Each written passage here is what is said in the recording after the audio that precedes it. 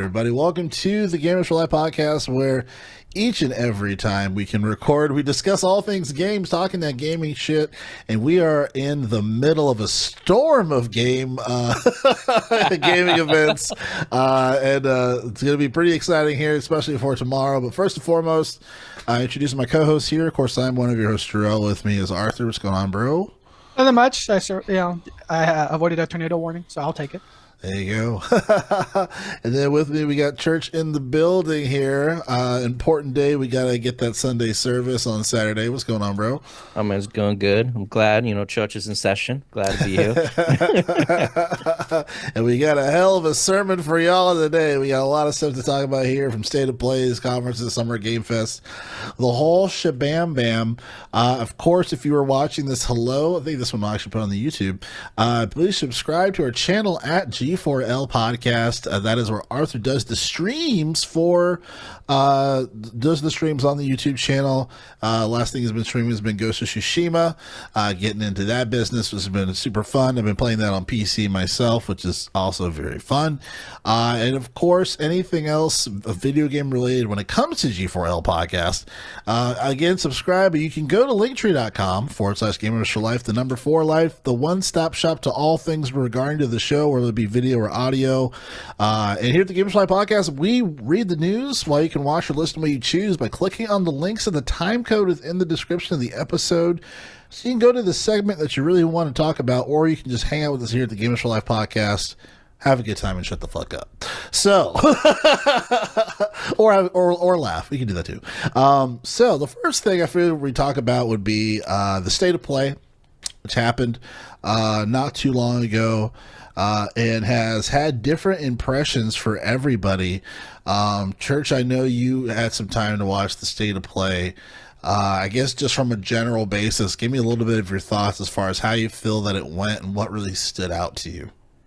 Yeah, I mean, the State of Play for me overall was just kind of okay. And that's probably because I had high expectations. This time of year, I'm thinking showcase for my biggest, juggernauts in the industry. So when PlayStation, a week ahead of a usually E3 weekend, does a State of Play, it's not a showcase, I have higher expectations. I thought overall it was decent. It was kind of okay. The highlight for me was like Monster Hunter, at the end of it. So Monster Hunter Wild is just going to be a juggernaut in 2025. So I can't wait for that. Author, we need to get on it, and I'll go through the whole experience. Jerrell, you're more than welcome to join. But other than that, it was okay. It was cool seeing some PlayStation VR games. It was just kind of forgettable. Because I'm struggling to remember what games was at the showcase. I think Astro. I'm excited that they're going back in for Astro's getting a full-fledged game. And now we got the PS5 Pro version as a spaceship. So I'm excited to get into that. Arthur, I know you getting into the DualSense 5 right now. So that's a game that's going to take full advantage of all the motion controls, the haptic feedbacks, even the voice box as well. So I think those are cool, because you leave a Nintendo out there just to have the 3D platformer. Like, we're not even going to try to compete with that. So it's cool to see PlayStation do that. So yeah, definitely. Arthur, I'm trying to remember. Did you watch the State of Play? I did. I eventually watched it. Finished watching it about 5 minutes before we met up here to record. Punctual as always. But so I did watch State of Play. Like Church said, I think Monster Hunter Wilds was the biggest game there. Again, perspective, you do have to, put in perspective. It's not E3, which is unfortunately kind of on brand, since Sony technically has been E3 since years before it was fucking canceled. I mean, it was okay. I mean, State of Play is rarely knock out of the park. State of Play is, usually focused like maybe one to a few games. So I feel like it's weird that I did more, because like I remember there was that one State of Play where like Ratchet and Clank was like the whole State of Play. And then Sifu was like half the State of Play. Yeah. So it's like this was like a hybrid conference / State of Play, because again, State of Play is normally like 1 to 3 games. I thought it was okay.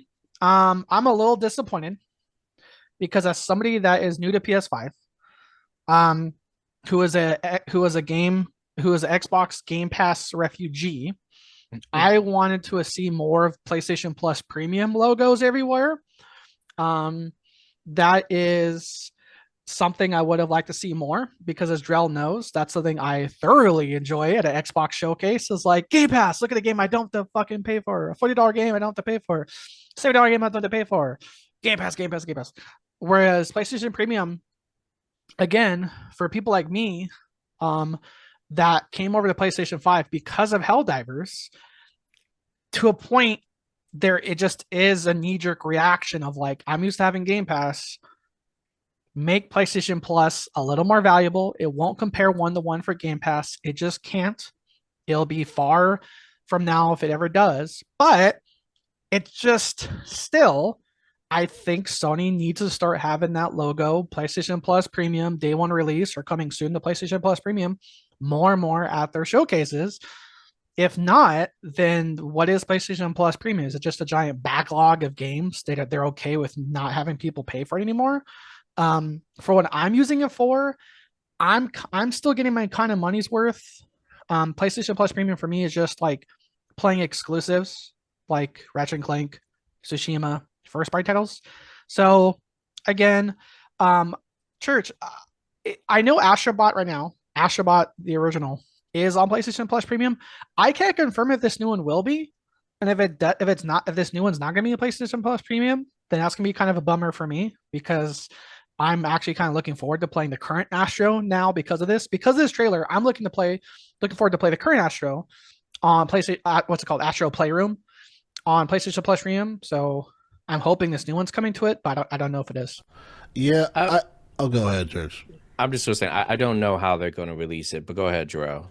Yeah, I just you can't, at least from historically when I did have PlayStation and whatnot, and even when that service came out, you just can't approach it like it's Game Pass because that's not Sony's objective. They want to release games that people can buy because you're going to pay $70 for this if you want it, and that's not really.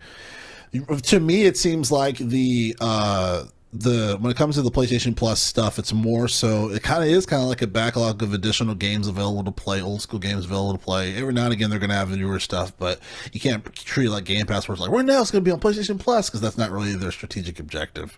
For me, I just want to see good games. And I will say for myself, as far as for the state of play, I hope they didn't decide to say, hey, let's just do a state of play instead of a showcase, because I think that would be a huge fucking mistake if they just decided to take a bunch of stuff, throw it in a state of play, because we really don't have anything for like a showcase, which is what we're accustomed to. Like you said, Church, like you said, Arthur, as far as like, hey, like we know state of plays, we don't expect much, but Xbox shit's out tomorrow, the day of recording, and PlayStation needs to have some shit, So, to give my 2 cents on the state of play, obviously Astro, we talked about, that was the biggest thing. The internet, there's like a bunch of likes on YouTube, thousands and thousands of likes on the YouTube channel regarding to it. Obviously Concord is kind of the opposite side of the spectrum. I know we'll talk about that single-handedly, because a lot of people responded to that pretty negatively, at least when it came to the vibe around it. I kind of have a little bit of a different take about it, especially because there's some new information that came about since the release of the game. PC, there's more love for PC, so I'm happy to see God of War Ragnarok around the corner in September or whatever it is, September 19th. I'm stoked for that personally.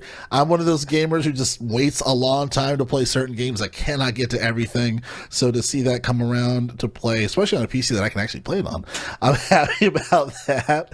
Until Dawn, I played a little bit of it when it was on PlayStation 4, but I never finished the game. So if it's cheaper when it comes out on PC, of course it won't once it releases, but once it does get a little cheaper, I may consider buying the PC version of Until Dawn as well. It's actually a very good game. I kind of wish they made another one for PS5 because it's actually well crafted. It's actually really good. Of course, the Skydance Behemoth, which is like the VR thing. I think to me, the VR stuff. I want to get kind of a roundtable from everybody. Did this pretty much show like Sony pretty much is just pulling the parachute cord on VR? Because everything that showed VR, I was not very impressed. I mean, I think we felt that way when they announced PSVR 2, right? And I mean, I commend them. Like every time there is a state of play or a showcase, there is VR games coming, right?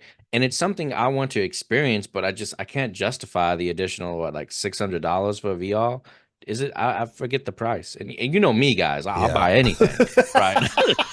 Yeah, you're like, where do I press the button?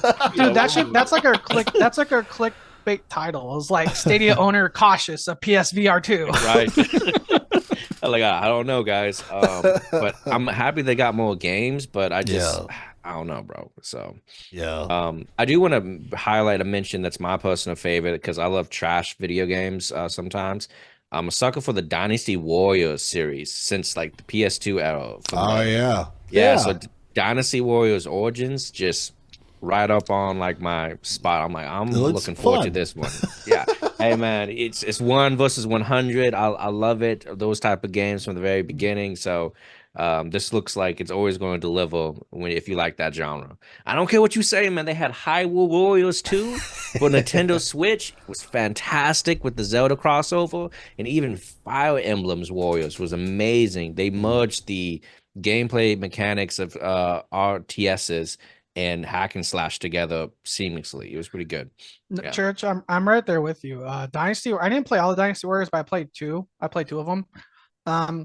They're fun games. Dynasty Warriors is like the era of PS2 where it's just fun games. Like Games played games, bro. I played two of those games. Gun to my head, I can't tell you the story of fucking either of them. It was just you just go in and you fuck up an army.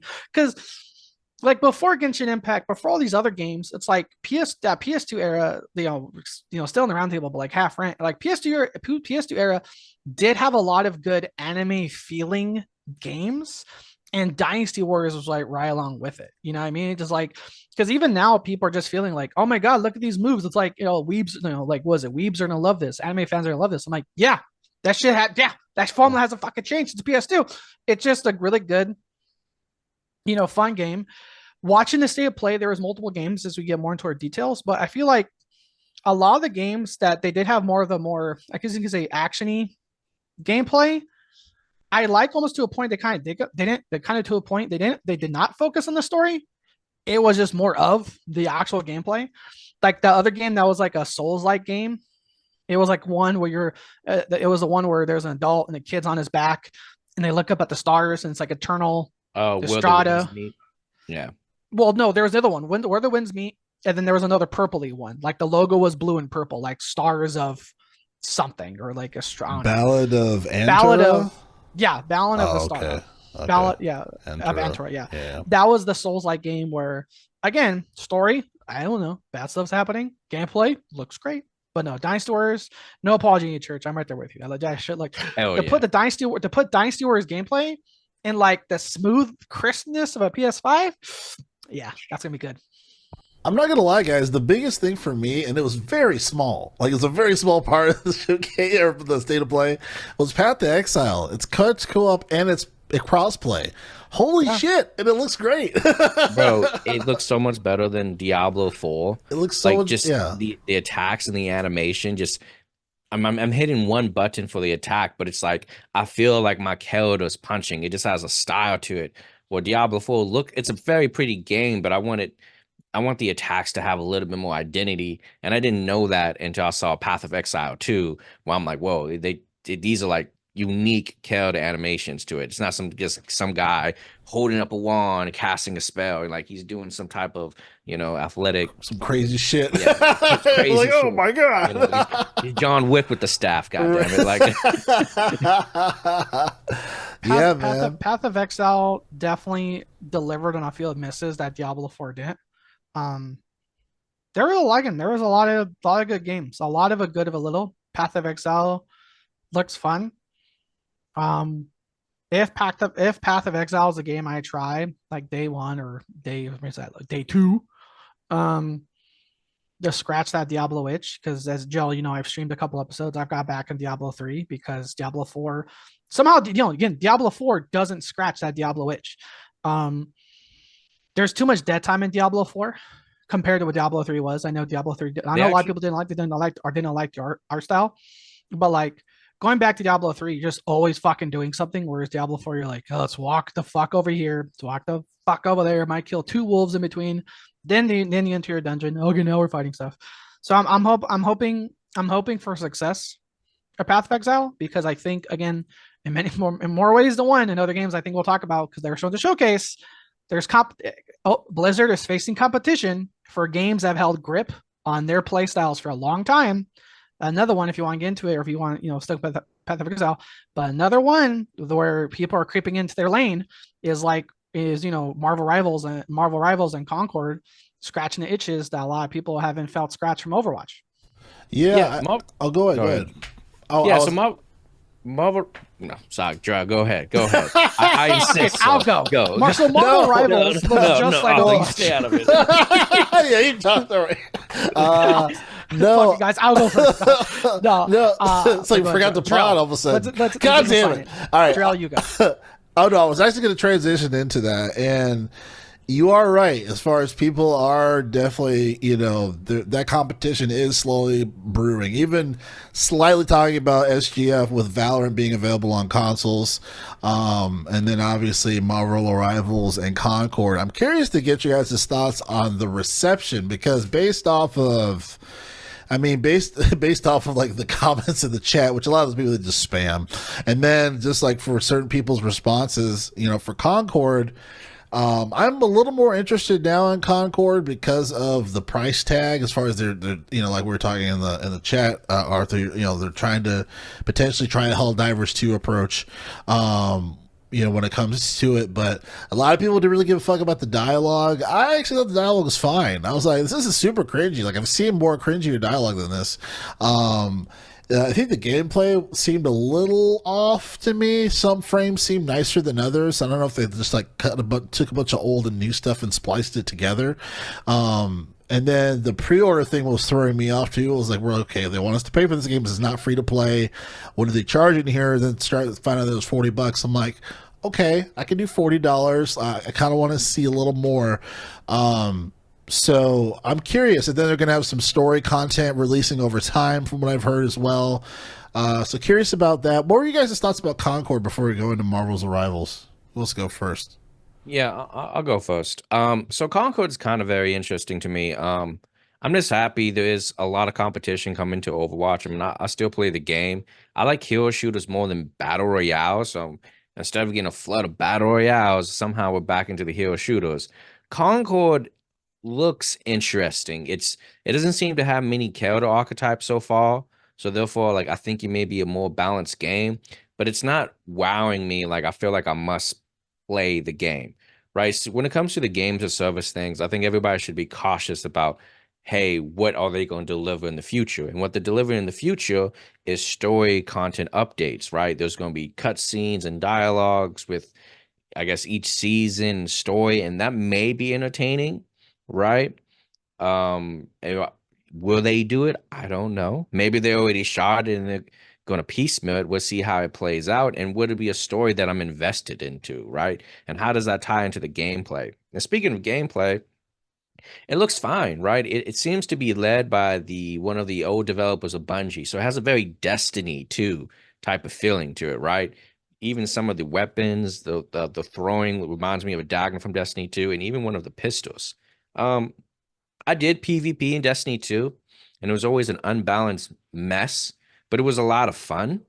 I'm just hoping that this game is balanced, but like, I don't know. It really has to wow me, right? Because with all the competition, I'm more interested in Marvel Rivals because it has characters I know.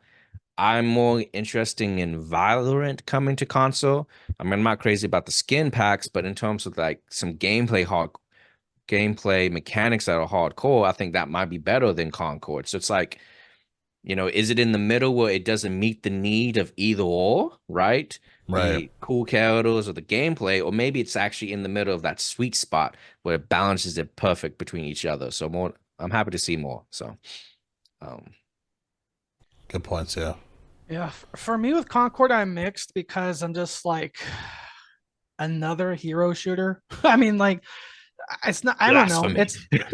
They're saturating their own market. They're not going away, are they, for a long time? No, I know they're no. Either That's that or Call of Duty. What do you want? That's what I'm saying. Like another 5v5 like hero shooter. I'm not saying it's bad. I'm just saying they're saturating their own market. Like all of them can't have all the players. They just can't. I know. So may the best win. So which I think will be Rivals. I'm not saying Concord's looking bad. I will say this: I didn't watch it live, so I knew what kind of game Concord was because of all the comments and the memes. But when I did like actually watch it, I can see why people are pissed because I don't think we need all this like dialogue, cutscene shit to be like 5v5 hero shooter. We don't need it. And people may be like, well, yeah, Overwatch had like cutscenes, but not really. In fact, if you really think about those Overwatch miniature or those Overwatch animations, all those dropped after the game came out. The game itself carried the fan base, and then they fueled the fan base by releasing these not Genji's the Genji Hanzo animation, the twins, the twin dragons, and then Bastion, and then eventually Soldier 76 and all the others. Reinhardt, when Bridget, when Brigitte, whatever was dropped, all those animations on all those little kind of story-ish cutscenes came out after the game came out. So again, watching it live, I'm like, I don't really care about the story of. I'm not saying the story's gonna be bad. It just like to me, it doesn't like kind of fucking matter if the gameplay is a 5v5 like arena style shooter. I don't need like fucking cutscenes. You know what I mean? I don't know if that's fair though. You know what I mean? It's like that's the world that they're creating. It's like because people are like, oh, I'm not accustomed to this, skip this. Like I think that's just kind of like lazy, you know, or if it's like just fucking skip it. You know what I mean? Like I don't know if it's gonna be. Well, I don't know if like we need it. I mean, it's optional. You could just watch it, right? Yeah, it's not about needing. It's a part of the art of the game. You know, I think here's what I'm saying. I think again, I just think it could be rolled out differently. I just think the way like the second they said, "On here's a new game," and here's like, you know, cinematic trailer, dialogue, lore, story. It's a 5v5 shooter. Like, I don't know if we need that much lore into another 5v5 shooter. I think Church is right about I almost said Battleborn. Concord has a chance to like fill that middle ground if it does deliver on story, or if they have a PvE situation, then that can hit some boxes that people are missed elsewhere. But in terms of what I think is be a bigger success at launch, I do think it's going to be Rivals. It's just, again, it's not that Concord looks horrible. I just think, like Church said, it just has more names to it. There's more recognizable. You know, if you're a fan, if you're like, oh, fuck, I want to play Venom. I want to play, would you rather play, if, most people have asked, would you rather play Venom or this random new green alien guy in Concord? Most people will choose Venom. So that being said, I will say this: when Rivals like was first announced, and there was like talks that when the devs gave out their early access keys, they said, "Don't compare this to any other shooter." Dude, their HUD is straight up Overwatch. Like their cooldown shit, from Rivals, the second like Venom drops and you just wait for this cooldown, the thing like. That's like almost like the font in the exact shade of white. I know that people are like, oh, there's like, no, we can all agree. We know, the RGB scaling the way like, color scheme works. Like that was like their HUD was 1-for-1 nearly Overwatch. So I just thought it was funny. I was immediately writing about that story that when early access playable test keys were given out to Marvel Rivals, the devs were saying, don't compare us to any other game where like your HUD is, 70%, 80% fucking Overwatch. So I'm kind of half looking I'll be say this. I am kind of half looking forward to Rivals. I did play Overwatch 1 like crazy. I made Mercy, I made healers. And I will say this, for someone like me that hasn't played 5v5s in a while, that to a point wants to get back into them, I think I will be more interested in playing Rivals, which is free, than risking a game I might not like long term, like Concord. That's $40.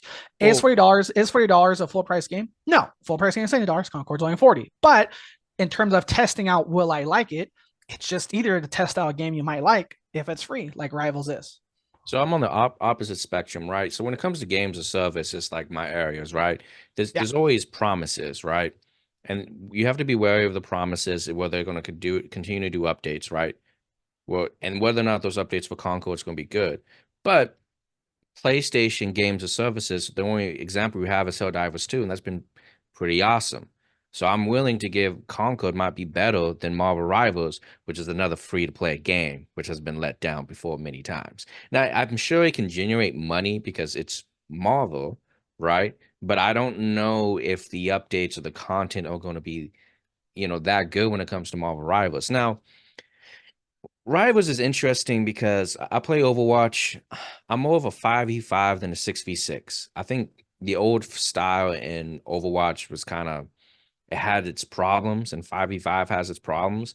And I think with Marvel Rivals is that it's open queue, Jerrell, meaning that there's subclasses, right? But you can have like 4 tanks and 2 healers, instead of like a 2v2 format. It must be 2 tanks, 2 DPS, 2 support. I think Rivals is going to come across the same issues they had, that Overwatch had for their game, right? Which is the best format to win the game might be 2 tanks, 2 DPS, 2 healers, but nobody's choosing that format, right? So they might have to do role queues.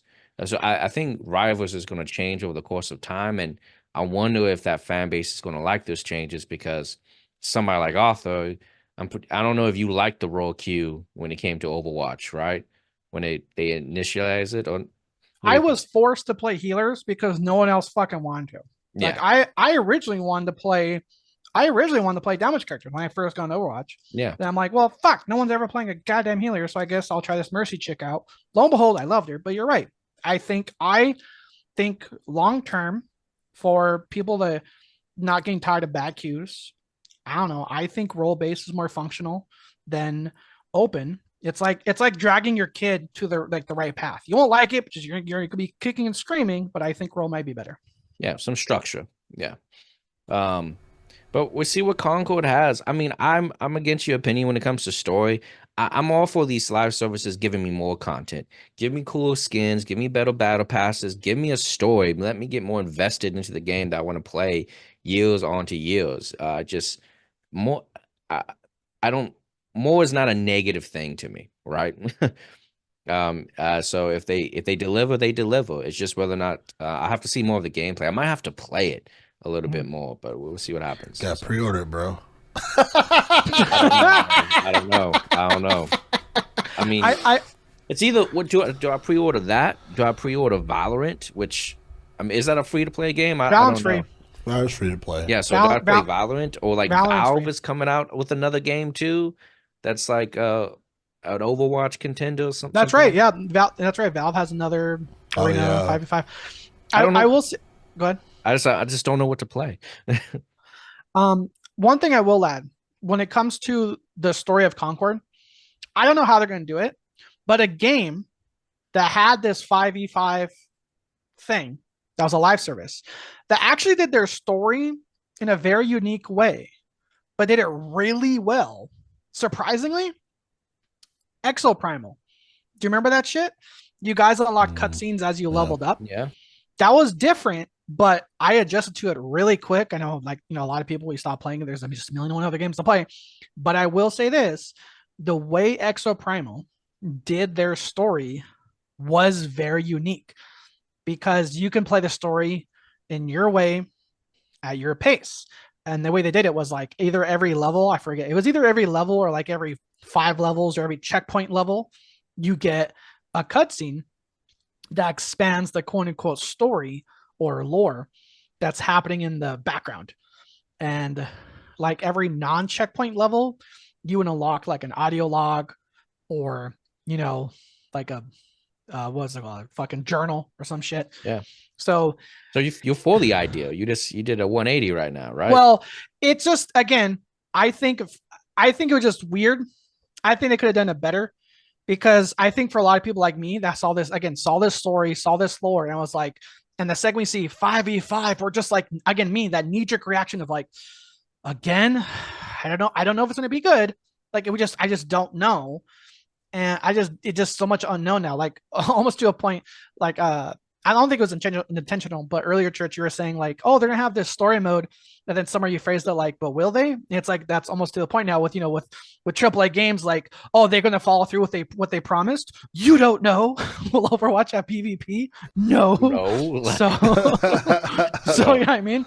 So again, so it's almost now these promise. We're gotten to a point, at least again, me, I'm very distrustworthy of some studios and publishers, but now it's like when you hear a quote unquote promise of game of like, oh, this is coming. I'm just like, I don't know, man. I was promised co-op. I was hoping for cooperative in Halo. I was hoping for a story mode in fucking Overwatch, and look where I am. So will you have expansions? I don't know. I don't trust you. And that's what's so interesting, Jerrell, and I'll let you pick it up. Is Yeah. that the PlayStation has a chance to define quality of games of service under those studio banners. And they've done it with Helldivers too. And I'm hopefully that Concord follows suit and it's not just some cash grab like, hey, it's going to have similar mechanics you experience with free-to-play games in terms of games of service, but we're going to deliver on the quality and the content that you guys expect from the PlayStation brand. Yeah, I think to both of your guys' point, and I remember Arthur what you said as far as like these different these different companies or whatever that have let people down, right? And to me, I think one benefit of having all the same type of game is that it strengthens accountability almost for every game. So like we can't have 3 of the 4 games fuck up on their promises because it's like one, you can drastically deteriorate the audience, and where hey, we don't want live serve, we don't want 5v5s anymore because you guys keep fucking up, and someone has to do it better. And that person who does it better, they're going to have the highest play rate. You know what I'm saying? So I think if anything, it does create some accountability. I think your Exoprimal example is a great point, how they could make it different because, 5v5 players, to your point, they are very different than the average online player. They may not be looking at Call of Duty the same way that Call of Duty players, today, in today's standards, that people play multiplayer and they forget there's a fucking campaign if it's a Call of Duty that actually has a campaign, right? So I think Concord has the opportunity where it can have a really good story, and however they place that story, if it's not in the way of the gameplay, I think it can be really beneficial. I just I'm hopeful like Church is when it comes to just the opportunity of it really giving it a really good experience. And then the biggest thing is just really following through on the promises that they make, on the things that they plan on releasing in the future. I think a lot of these companies are still looking at Suicide Squad as far as like, hey, like when it comes to the story, like that was like one of the strongest elements of Suicide Squad, right, Church? As far as like the cinematics, really solid. Yeah. The voice acting was great. Graphics look very good. So I think kind of taking those pieces and really incorporating that feedback into their own, the future 5v5 thing, I think there could be some promise to have a really strong one, and hopefully Concord potentially is one of those. So, I have one last question in this game, only because I'm forgetting it. Uh, Is Concord the game that's made by the same people that made Destiny, or is that a whole other game? That's another game that's coming out. I mean, Destiny Marathon? is Marathon. There yeah. you go. Marathon. Concord is like one of the gameplay designer devs that left Bungie. He was like crucial to Destiny 1 and 2, and he left, and this is his next project. I was just mixing them. Up. So Yeah. so there's this Marathon. Rivals. So there's Concord Rivals, there's the Valve one, and then there's Marathon that's also going to come out. Do you guys think it's weird if Sony is like advertising their own like self competition at their state of plays? Like if they like if Sony says here's a trailer for Concord, here's a trailer for Rivals, and soon eventually here's another trailer for Marathon. Do you think that's like them like self competition there? No, I mean that's just saying like every single player story that Sony puts out, it cannibalizes sales. I think they're trying to capture as much of the audience as possible. Maybe Concord, gets like 10% of players, and then Marathon gets the other 15, and now they got 25% of revenue. I mean, I think they're different games. Marathon, we have to see more, right? Because it was going to be an extraction shooter, but I guess the rumors, or they announced it's now a hero shooter now. They moved Marathon from an extraction shooter into a hero shooter now. So what is that game going to be? I just don't know. And then again, like gameplay wise, Bungie, nobody's topping Bungie's polish when it comes to gameplay. Like Destiny's a terrible game in my opinion, but like the shooting is amazing. Shooting was so amazing. I played it for 500 hours and did not love the story. Like it's just fun to shoot things, bro. That's amazing. Dude, you're like one of those. Dude, you're wild, man. You're like, Like, one How of many those hours you Steam put in reviewers. 500? I like the game. It sucks. Dude, you're like those guys that leaves those Steam reviews. It's What? like after over 500 hours, I can confirm it's kind of all right, kind of sucks. I don't know. Up to you. I mean, it just didn't deliver on the story. But if you invest that much into a game, is the game really that bad? I don't know, right? It's just one of those things. But marathon shooting, it could just feel better to play than any other game. Like honestly. I will say Bungie, or at least Destiny 1, Destiny 2's polish is like bar none. I still remember at one point on my Xbox One, Destiny 1 was the most gorgeous game I had in my catalog. It was a very, very clean game. Yeah, it was great. It just sucks. No. That's it. It was great. It just sucks. Great. Speaking of time, Bro. Yeah, I do. It's just A Destiny. love-hate relationship. Yeah, that's a whole episode I could go on. Fucking Yeah. Charlie from Always Sunny in Philadelphia in the corkboard. Like, okay, look, so the graphics, right? But the fucking story. so I guess rolling over here towards the Summer Game Fest, which I didn't even know happened until like I was just scrolling on YouTube and fucking see that IGN streaming it live. I'm like, wait, what the fuck? What? You know, then take the link and threw it into the chat. I was like, Summer Game Fest. I was like, I didn't even know about it, but it's here. I know not everyone here in the group didn't get a chance to watch it. I kind of scrolled through a couple of some I guess one of the bigger mentions and everything. So let me ask you, Church. I think you watched some of it. I watched all of it. Yeah. You watched all of it. Okay. What were your thoughts on it? What stuck out to you? Yeah, I mean, I think Jeff Keighley, he tried to come out and say, like, hey, lower your expectations before it started. I think it would have been a better job and be like, hey, this is just more of an indie showcase, to adjust the expectations of the audience. It's very, commercial now when it comes to the Summer Games Fest. It's a lot of advertisements in it. I felt like the energy was a little bit off, but I'm not I don't want to complain too much because there's very few people in the space in our industry that are trying to put on these showcases, right? Something for the fans, which is like the trailers. It's okay. I'm all right with having Doritos or Mountain Dew on the screen. I just hope they take the feedback and improve the show. I know you got to get your check. That being said, it was okay. Some surprise announcements like Lego Horizon crossover was something that caught my eyes. Like, oh, okay, maybe I want to play that game. That's cool. I'm glad that Sony's taking their IPs and making a Lego version. Like, dude, Lego God of War, count me in. Like, I just want that to happen one day. That'd be great. Just going through the list of games right here. But Civilization 7, looking forward to that. Haven't played 6, but I'll catch you on the 7, I guess.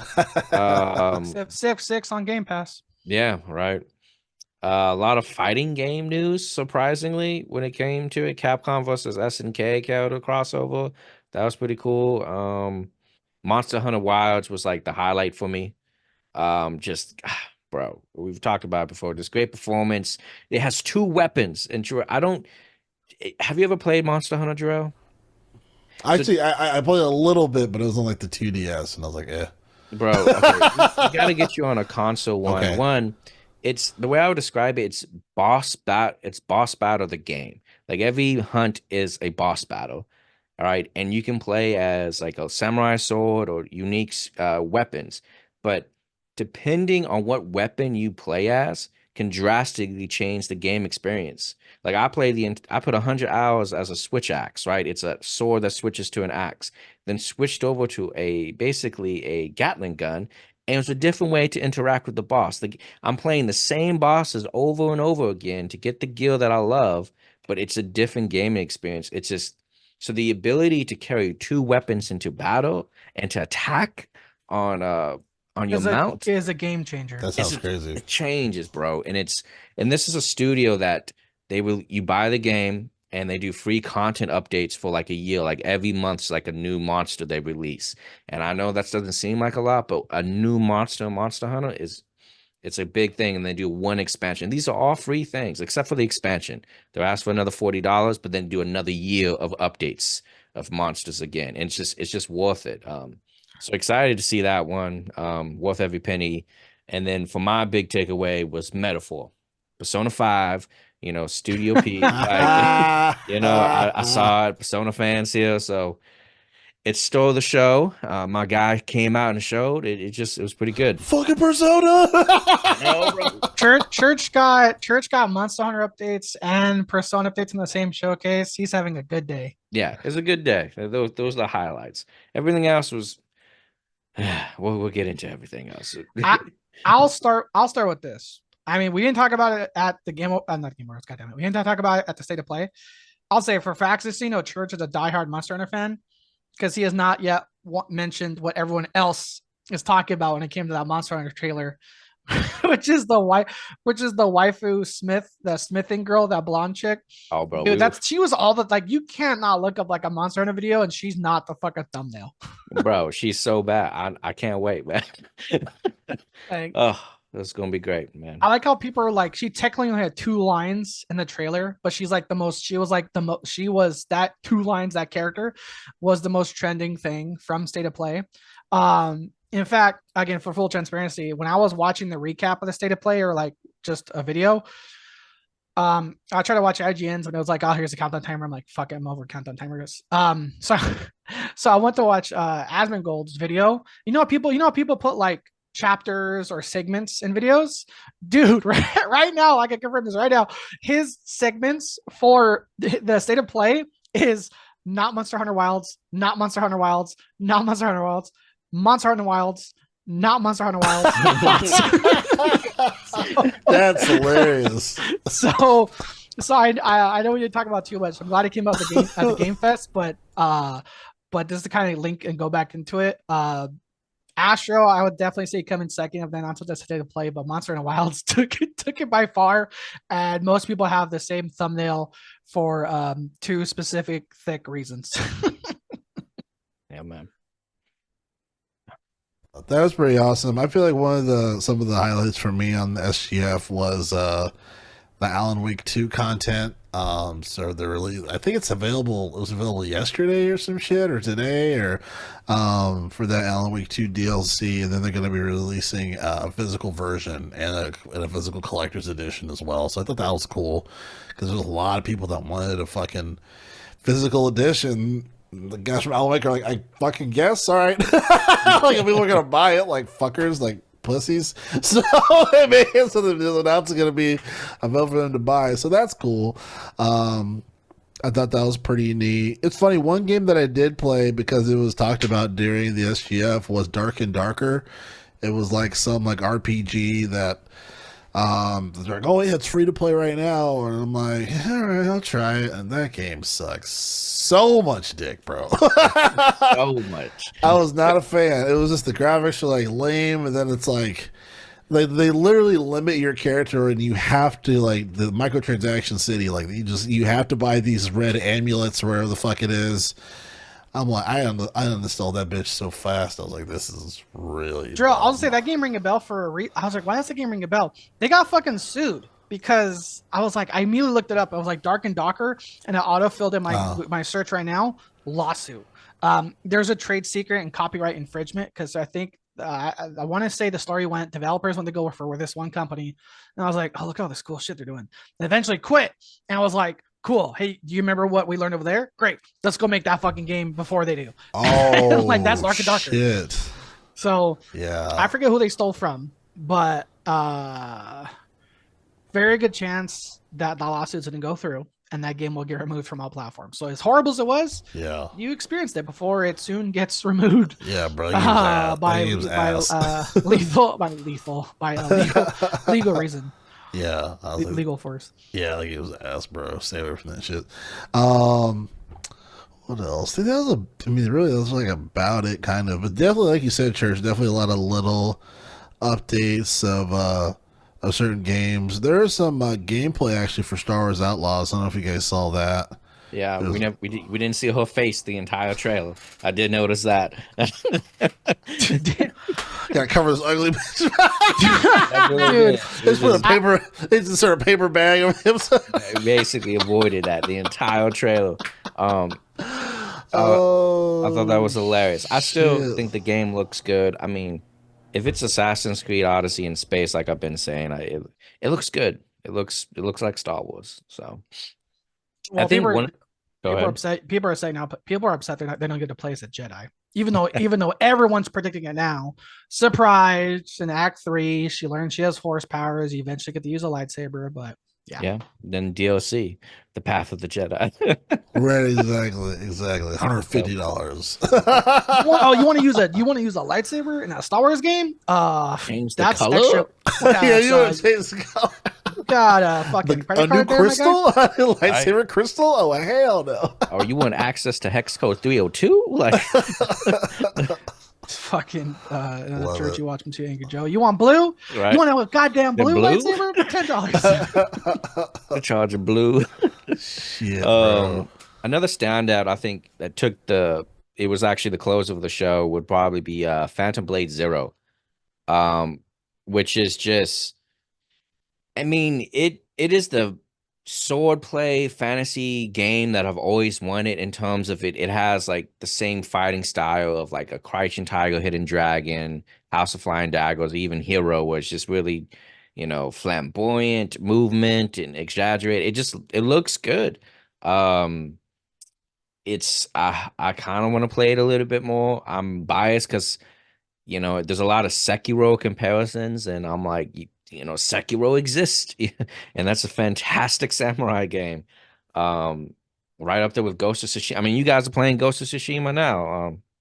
By the way, you guys enjoying that game? Oh, it's great. I wish I had more time to play it. It's so good though. Like I'm like, this is great. I'm about to finally finish Act 1, even though I've leveled up my legend like 3 times. Damn, yeah, nice. That's what's up. Okay, and you get to that new content for new area. I got you. Yeah. I need to unlock. Apparently, I half spoiled some stuff for myself because I played Legends first. Yeah. Before the game, so I'm Me like, too. this thing. There's a couple things you have. There's a couple things you have in Legends you don't have in the game. And I'm like, why can't I do this thing? They're like, you have to come back, and then the game's like, hey, talk to this dude. He'll make you a thing that can do a thing. And I'm like, oh, I think I know what this is. Yeah, man. It's good. Well, keep me updated where you guys play that game. I love Ghost of Tsushima. But going back to Phantom Blade. I've been streaming it. I've been streaming it real quick, Church. One last thing. Jerrell knows I like my bows. Amazing bow mechanics in that fucking game. Church knows you played with me Legends. I was rocking that archer. I was rocking the archer, fucking the high ground in that round. Ooh. I know, man, killing it. Put Legolas up in this. But yeah, Phantom Blade looks cool. Then what else do we have? Dude, I think I was on Kind of Funny stream or something like that, watching some of the show, and they were getting hype about this Mighty Morphin Power Rangers. Are you guys hype about that Power Rangers game? I'm like, hell no. Dude, bro. What am I, 7? Bro, that shit look ugly. Damn. That shit look ugly, bro. Like, this is like, no, that shit look dumb. Like, this looks I'm looking at it right now. This is terrible. Like, let me just Tim Geddes is like a master gaslighter. So anything he's involved with, like, I don't fucking watch. He's just gonna be so awesome, and he knows like nothing about it. I'm like, dude, like, get the fuck out of here. Oh, is it the beat 'em up game? Yeah, the beat 'em up. It's terrible, bro. And then you got Blessing over there, just like lighting the flame as well. Like, this looks amazing. Like, blah blah blah. He talks about so much that he has no knowledge about. Like, him talking about Halo, I get so fucking angry, bro. Right. Or anything Xbox. I remember. I was really quick. I'm sorry about this tangent. When the whole shit was going down with Tango and all that stuff. And then, like, Greg asked him what his thoughts were, and he just spiraled in, like, a circle of things. He's just like, well, like, this is art, right? And, like, shut the fuck up. I was like, what the fuck are you saying? Like, yeah, I'm like, I had to have this black on black anger, but I'm just like, I just don't agree. I just don't understand why you're assigned to this. Like, you're you're an intelligent guy, but get off of everything Xbox. Bro, right? Like read an article. Like, yeah. I don't even think you checked the headline. There's a lot going on. I'm like, yeah, we know that, man. Get the fuck off stage, please. Bro, Sorry, go ahead. I feel you. I mean, that's how I feel like about the whole cast. Because I mean, I'm not making fun of them, but like when all the fighting game announcements were being announced, they had no fucking clue. They don't play fighters. You could tell. And like, it's like, is this good? Bro. Is this bad? I mean, it just happens. Tim Geddes is a master gaslighter. He says everything is great. He's played nothing, bro. He plays nothing. Nah, he is a shareholder. Like, that's all he is. He knows nothing about this shit. Yeah, man. Because that Capcom, like, dude, Terry coming over to Street Fighter is pretty cool. That was pretty cool. It's crazy. What else here? What is this Dune Awakening game? Did you guys see that? What is that? Bro? Dune. I remember there's another Dune game of like the Spice Wars. That's been out. If there's a new Dune game, then I don't know. Joe, you know what I was talking about? Where they had that preview of the guy just talking and not showing stuff. Always a good sign. I think I remember, because the Dune Awakening going down as alternate history storyline to the books and films. I don't remember seeing open world survival MMO. Sorry to talk over you. It's an MMO. Survival MMO. That's insane, bro. Like, pass. I think the last Dune game that came out was more of in their lane. It was more like a Stellaris, like a civilizations game where it's like, you know, combat, RTS, strategy, economy, diplomacy. Like, that's like a true. Some people might find that boring. You know, we talked about an article a while back, off pod in our side chat of like, you know, gamers are dumb because they don't play strategy games. Like, we work full-time jobs. I don't want to fucking think for free. Like, yeah, less people play strategy games. So the last Dune game, I forget it was called like the Spice Wars. That looked more on the line of a Dune, but just at face value, an open world survival MMO based off a movie. I don't know if it's gonna last or be good or successful. I mean, I feel like MMOs are like limited in like resources in general, right? And now it's a survival one too. I'm just like, what are we doing here? Like, yeah, go it's kind of weird. We gotta see. What else popped up? I mean, this Sonic game looks cool. This is one of the games that I wish I can support. I don't have the time to play Sonic games, unfortunately. But I love the Shadow crossover. I feel like this is what I wanted from like Sega in years to come, and they're finally delivering. So that was kind of cool. Yeah. And then we got like the Shadow movie coming out later this year, so I'm cool with that. How did we feel about watching the showcase? And there was a bunch of like, you had like the preview for the VR Batman game, but gameplay to come at Gamescom. There was a lot of like to be continued at Gamescom moments in the showcase. Like that was weird, right? It's a little weird. It's a little weird, yeah. That's why we don't want to give away too much. It's like advertisement inception. Is an ad within an ad? Like, yeah, well, now I have to go to Gamescom to see this. Yeah. Doritos Cool Rounds. Doritos Cool Ranch presents a trailer you'll see more at another time. Any thoughts on the Bloomhouse games? No. Jordan, I feel the same way about that film. Peel's making some games. Yeah, Bloomhouse. They're making like 6 games with 6 different styles. Is Bloomhouse the ones that make Until Dawn, or is that somebody else? No, they're filmmakers. They make like I know they make like say Jordan Peele, like I know that, but in terms of games, are they the ones behind Until Dawn? Because those are very movie like horror games, or is this not them? No, I don't know. That's a good question.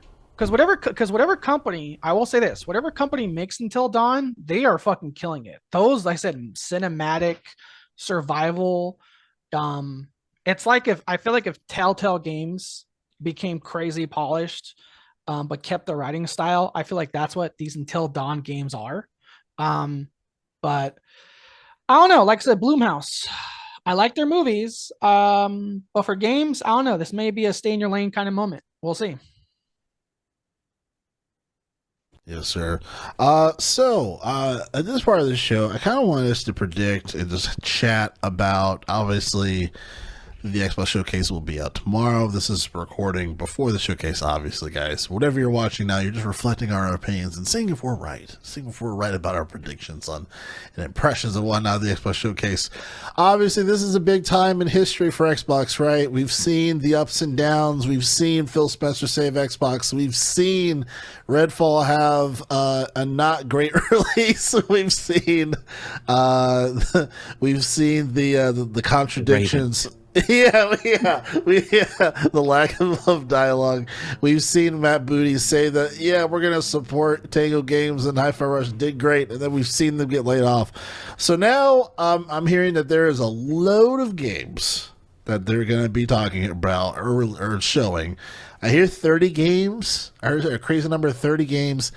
And, as you guys have probably seen online as well, a Xbox handheld device, which I am supposed via leak, but I wouldn't be surprised because I remember, Church was like, "What is this lying debauchery? like, who made this bullshit up?" And I was like, "Well, technically, Phil Spencer was on a podcast previously, and he was talking about, man, I would love to have a handheld where like certain saves are ported over and just have like a direct Xbox experience via handheld." And I was like, I don't think Phil Spencer merely says things unless he's lying, but I feel like this might be a potential hint. I don't know what the fuck that was. Potential hint of an Xbox handheld. So I'm like, But anyway, let me start with you, Church. What are some of your potential predictions? What do you think Xbox needs to do? Or they should do that would be positive for those maybe that are like meh, or just in general that they should do for the good sake of the console and for their fans, Xbox Game Pass, all that shit. Okay, are we gonna get into the handheld a little bit later? Because I got or should I get into it now? Okay. I mean, please, if you want to dive into it now, let's do it. I'll roll with you. Yeah. I want the fans to set expectations because I feel Xbox gets a bad rep. And when it comes to these showcases, and I think the lack of a PlayStation showcase and the Nintendo Direct showcase coming up has gotten all these fans hyping that Xbox is supposed to be delivering everything. Nintendo fans for years wanted to Switch 2. They don't got nothing to talk about this year, so all of a sudden Xbox got a handheld for some reason. PlayStation 5 Pro wasn't announced, and now Xbox has a Pro coming out. Like, calm down, guys. Like we all know what they do. They're going multi-plat, and they want you to get a PC to play games. Like, what's to set our expectations. That's what they want you to do. I mean, that being aside, if they give me a handheld, I need it to be native gameplay, right? It has to be like a Steam or a Valve. Don't give me that PlayStation streaming only iCloud. Like, nobody wants that, bro. Like, don't give me that, please. In terms of the showcase, I'm actually excited for it. I heard 30 games as well. I thought the majority of the block would be Call of Duty Black Ops 6, but that's actually a post show that they're going to do for like 30 to 40 minutes. I saw like some advertisements like, hey, 2 hours of the showcase and then 40 hours of Black Ops, like 40 minutes of Black Ops or something like that. Yeah. So I'm like, oh, so they're not going to go too much in terms of the actual showcase. What I think they need to do, they have a good time to actually get in front of the story and shape the narrative. Like, what is the business strategy? Me personally, if they're going to go multi-plat right now, I think you should announce it at the head of the show. Like, set the expectations going forward. Don't give me hey, great Xbox showcase, but here's a website article that actually details how all these games are coming to PlayStation. Like, I don't need that. Just, own the shit, man. Let your nuts hang a little bit. Like, that's how I feel about it. In terms of what they need to come with, great games, great studios, right? Give me the roadmap of the rest of the year in 2025. We have Indiana Jones already coming this year. Including the roadmap of layoffs. I'm sorry, go ahead. Yeah, right. Like, what have these sacrifices been made for, right? Current top Indiana Jones. Yeah. show me the greater good is like what we need right at this point. But yeah, I would love to see an update on Fable. sh- I would love to see an update on Perfect Dark. Like, that's been showcased 4 years ago. Like, where's that at? I'll leave it up to you guys whether or not we get an update on Everwild. The Clockwork game is what they need to show, and just the partnerships. We can go into games specifically later on, but I would love to see an update on games we've seen already, and just in terms of Game Pass partnerships they have. I think Game Pass has been killing it. The releases this year has been insane. They had the Persona series. They had all the Resident Evil games come to Game Pass. They had Star Wars Last Survivor came to Game Pass. This month they I forget what they were bringing, but it was some knockout hits too. To show me that you have future games coming to Game Pass too for the next 12 months, and you got me going. So yeah. After your thoughts. I'm a church. Give me gameplay of games that's supposedly going to exist. I want my State of Decay 3. I know that's a specific hill to die on, but again, personally, remember, for me, everyone has their game. That's the reason to buy something. Helldivers is why I bought a PS5. State of Decay 2 is why I bought a game, is why I got Game Pass. So when you show me a new State of Decay, I want it. Again, it's like everyone has their specific game. Again, Church. Anytime Church hears about Persona, he's having a great day. Every time when I heard State of Decay 3 got announced via cinematic teaser, I'm like, great, show me more. We haven't seen more.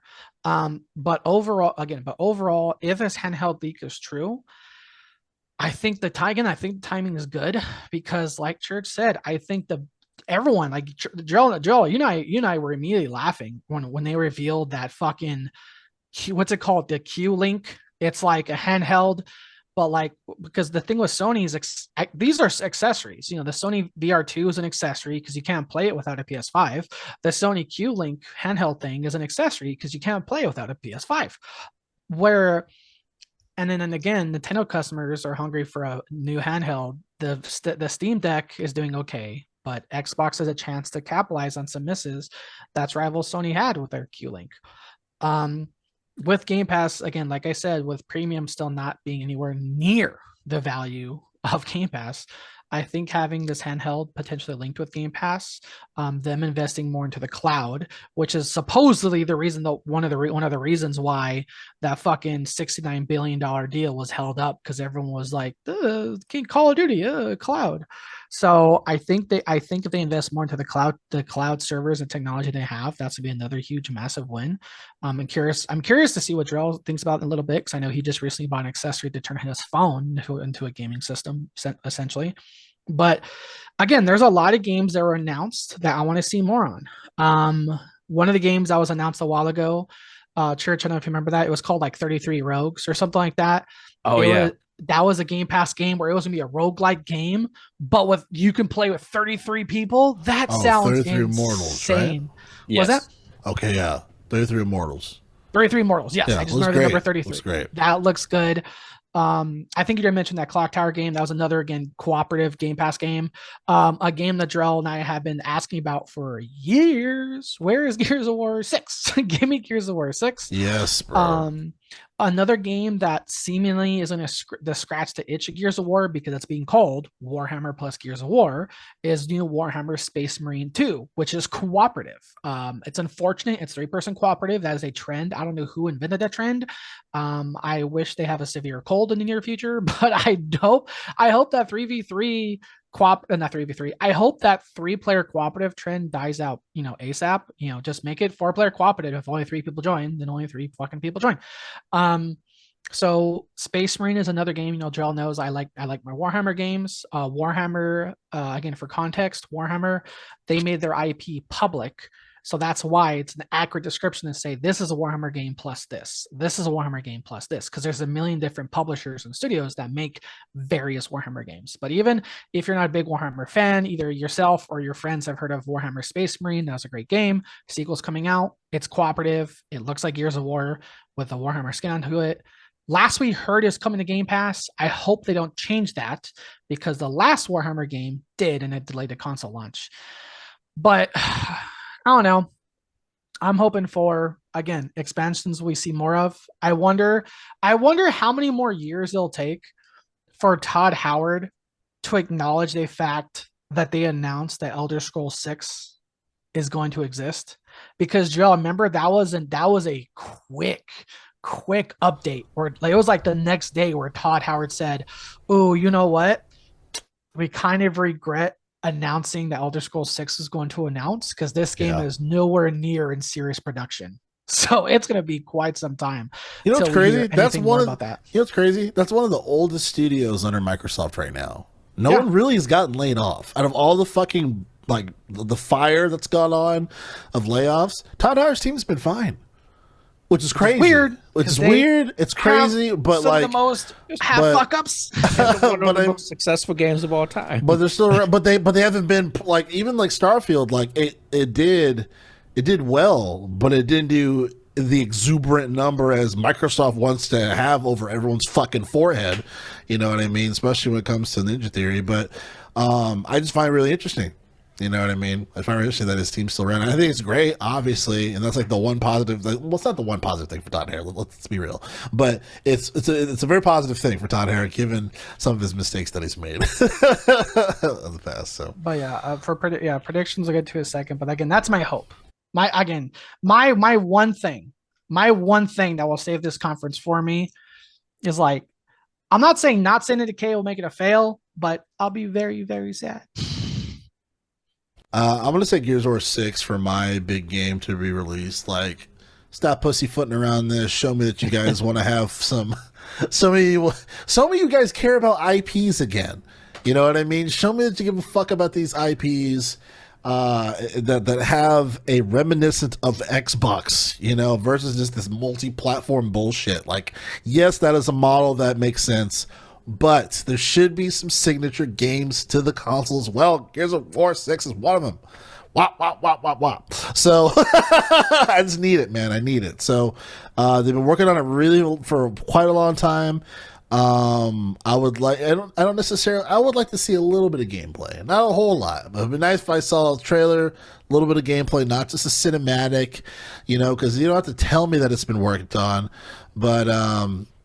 But yeah, that's kind of one of my things. And then also, well, actually, I guess it's more so like an underlining question, but I can save it to last in general. But that's something for me. But what about you, Church?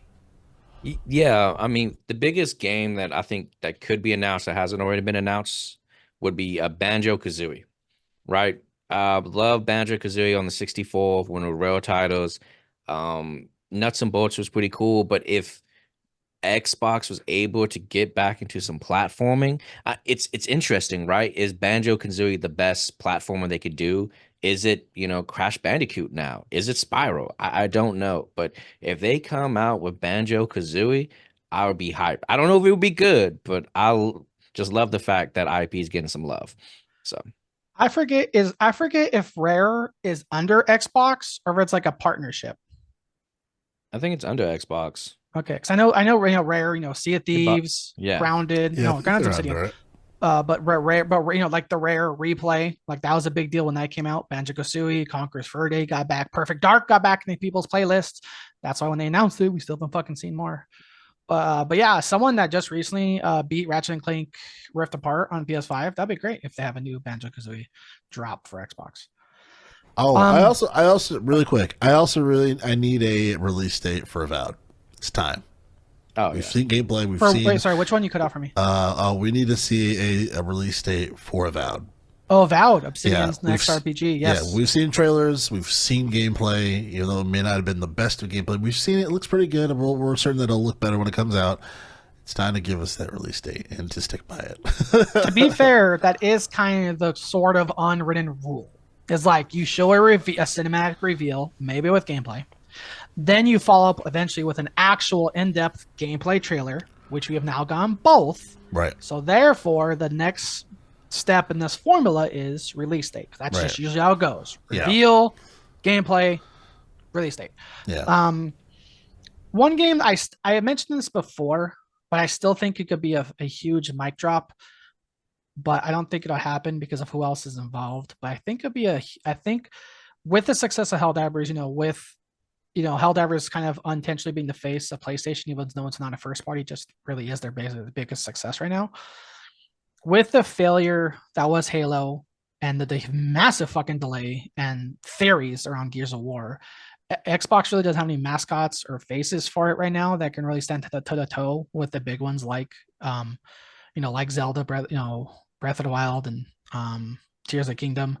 I hope one day we might get a remake for Left 4 Dead.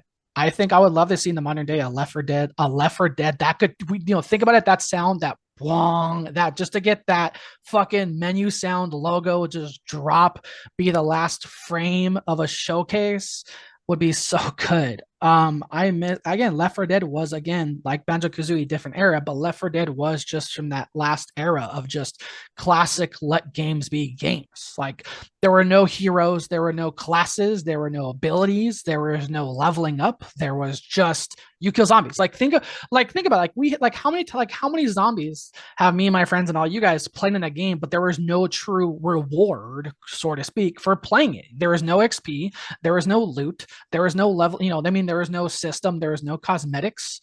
If you had PC, you might have did like hell. I didn't. I played that shit on Xbox.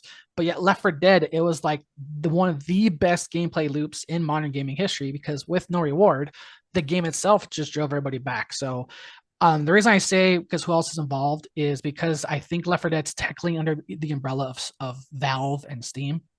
So that's why I think, Gabe over there and fucking Valve doesn't like doing old shit like fucking ever. So, but I think with the fact that Xbox has no major first party heavy hitter, again, it's a pipe dream that I would like to see. Just that Left 4 Dead long hand stick out and 3 fingers are on the fucking zombie hand this time instead of 2. Hopes for me. Let me hope. I have a question. Do you guys, well, one, if you think a game will be shadow dropped during the showcase, and if so, what game do you guys think would be shadow dropped? I don't know. Do you have one? Yeah, I think 33 Immortals, right, would be shadow drop. I think that's a good one. That what do you mean shadow drop? Like playable now? So, yeah, exactly. Oh, okay. So like Hi-Fi Rush, like, oh, you could play it now. Like, is there a chance for a game that could be shadow drop? Like, hey, it's available right after this, or maybe in the next day or two that we didn't expect coming. So I think 33 Immortals is up though for me. It would be crazy if they did a shadow drop for Hades 2. Because Hades 1 was a massive success on every platform, but including Xbox console and Game Pass. So to do a shadow drop of Hades 2 and it's on Game Pass, like playable now, that'll be fucking huge. Because I think they just announced they pushed the release date back next year. That's why I'm not getting any fucking points for it for the fancy card. Oh fuck! Oh wait! God damn it! I hate. God, never mind. Because I've been seeing people play it, but I forgot. Oh, it's like early access alpha beta by like a year. That's what's happening. Yeah, it's getting high reviews. But the beta is out for PC, but the game is coming out next year. I thought the game like dropped on PC. And now we're just waiting for the console launch. I'll be talking about Hades instead of Dark and Darker. This game sucks ass. Yeah. Dude, this is like, Jerrell, this is like Sons of the Forest shit where like people have been playing it for 3 months. Oh my god. Oh, it's like, so we've been playing it for 6 months. Oh, it's like $20 right now too, bro. I'm so fucking angry. They fucked that whole review thing up. I'm so fucking angry about that. So this is wishful thinking. I think Shadow Drop would be Helldivers 2 now available on Xbox and the Game Pass. Oh my god. Dude, I thought I had a pie in the sky with a Left 4 Dead remake. Helldivers 2. Jesus Christ, dude. Yeah, that would shit people's That would be insane. I do have a new CEO. That good. But it's like I don't know the deal with Sony and like it's like a second studio. I don't know. But if it comes to Xbox, that would be amazing. Go ahead. No, my last one would be Hollow Knight Silk Song. I think that would be a cool shadow drop. I think they've been teasing it for years. Maybe if they say it's available right now after the showcase, that would be cool. But I'm expecting to see that game at the showcase. Yeah. Actually, that one's on my gamer card. I hope it Yeah. fucking announce it. One thing I will say, go back to Helldivers. I did, after going, seeing the hype and the YouTube. Let's call it what it is. The marketing for Helldivers for me, and a lot of people were YouTube videos and YouTube shorts. Like they're just real. There's facts. Like just for me, that shit was all over my fucking algorithm. Like again, my Instagram stopped becoming a software corn and became a fucking Helldivers 2 commercial. That's all my algorithm was. It was like, come on, brothers, for freedom and for liberty, for democracy, for spathers. And I was like, I got, it's like, you know what? I'm an adult. I got a big boy job. Let me spend some big boy money and fucking buy a PS5 right now.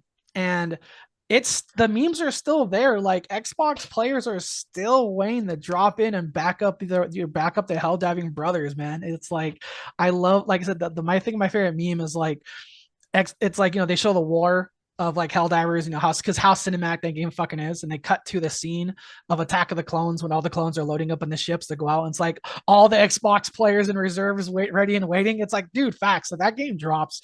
If Helldivers 2 drops on Xbox, that immediately has the potential to be one of the most, if not already, most successful financial games in the modern era.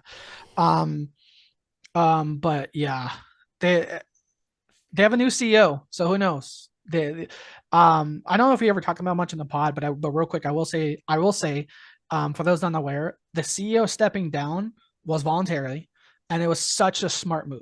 They see it because that was a game that they thought they expected minimal success, because if you really think about it, how many of us heard of Helldivers 1? Right? So they did not expect the success it got. So the CEO, is literally like an ex-developer. Like he had his hands all over that game, and all of a sudden you had the success the Helldivers 2 became of servers and just all the millions and hundreds of thousands of people playing it. He, to a point, understandably says, like, respectively saying like, hey, I can't do this. I want to, and he said he wants to jump back to be more on the reins of the game itself, to be, to fix some of the balancing issues, to focus on the gameplay, again, to focus on the game. So I think him stepping down to do just that, what he wants to do, which is focus on Helldivers, and let a new CEO step in and handle all the CEO bureaucratic bullshit, I think was an amazing move. So that being said, Jerrell, if the CEO is a man of business, having his game drop on Xbox will be a good business move.